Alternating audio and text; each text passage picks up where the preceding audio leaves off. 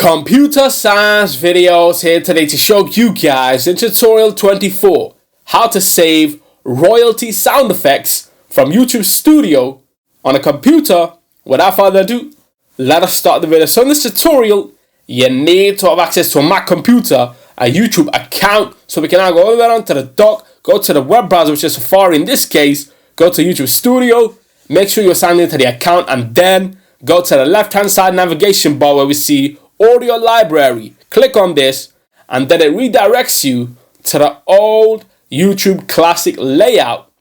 Go to sound effects, and now to save one of these or a couple of these, choose what is correct for you and then go to the right hand side of the page and then click on download. And this itself will open up in iTunes for you to then use in your videos. So we can